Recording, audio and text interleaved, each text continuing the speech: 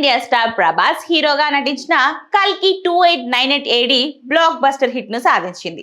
దీనికి కొనసాగింపుగా కల్కి 2 రానున్న విషయం తెలిసిందే. ఈ చిత్రం షూటింగ్ ప్రస్తుతం హైదరాబాద్ లో జరుగుతుంది.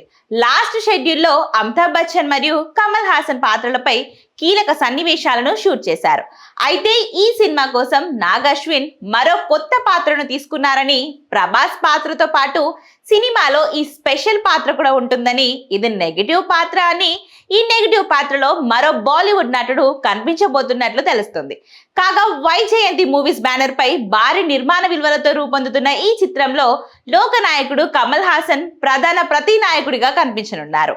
కల్కి సీక్వెల్ కు కర్ణ 3102 BC అనే టైటిల్ ను ఖరారు చేస్తున్నారని టాక్ కూడా వినిపిస్తుంది. పైగా ఈ సీక్వెల్ లో పురాణాల లెంత్ ఎక్కువగా ఉంటుందట.